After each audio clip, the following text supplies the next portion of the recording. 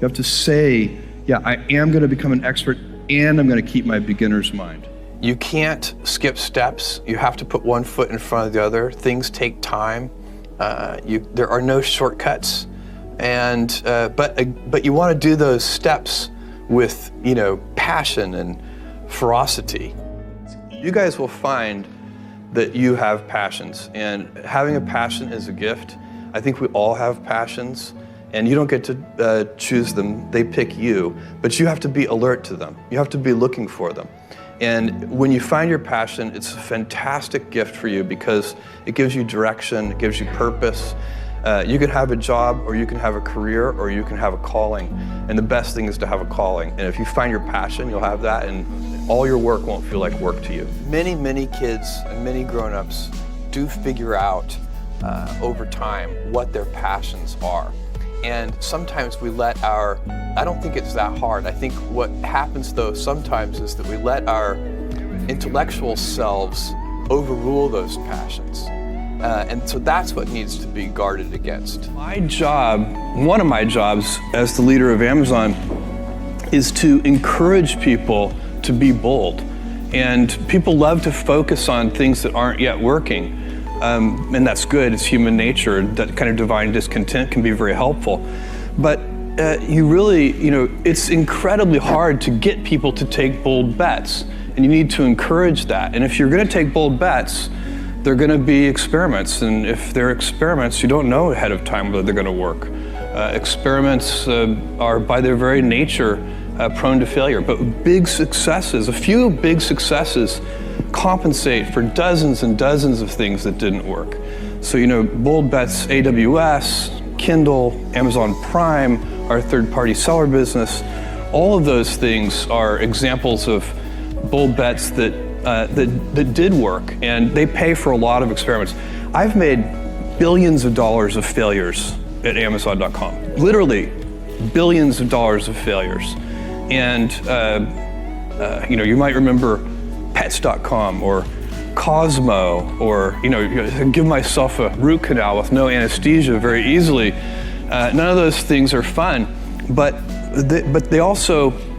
they don't matter. What really matters is companies that don't continue to experiment, companies that don't embrace failure, they eventually get in a desperate position where the only thing they can do is make a kind of Hail Mary bet at the very end of their corporate existence.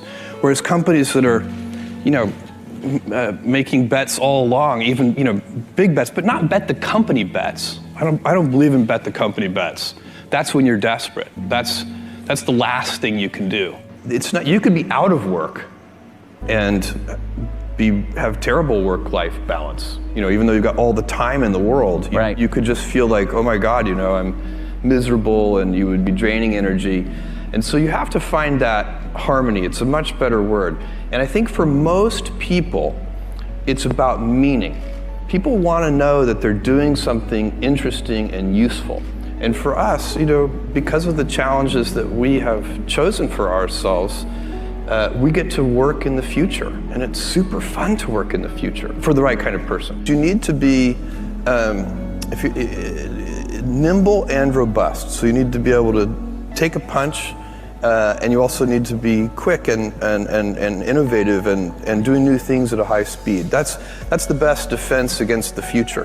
And you have to always be leaning into the future. If you're leaning away from the future is going to win every time. Never, ever, ever lean away from the future. We all have adversity in our lives. I doubt if you really, if you know somebody, any friend or anybody that you talk to, there's no lack of adversity, and by the way, that's good, because it's what teaches us how to get back up. You fall down, you get back up. It always happens.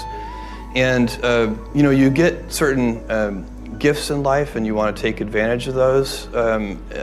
But I guess my advice on adversity and success would be to be proud not of your gifts, but of your hard work and your choices.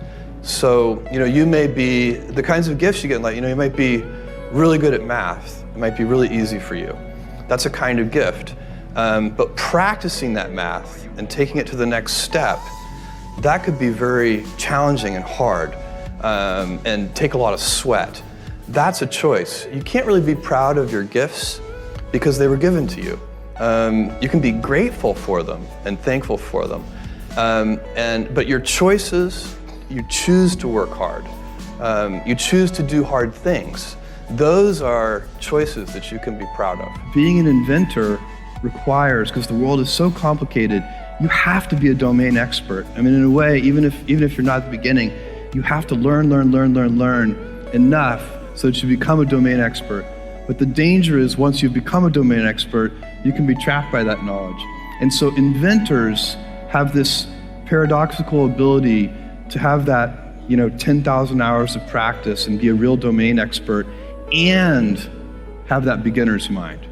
Have that look at it freshly, even though they know so much about the domain.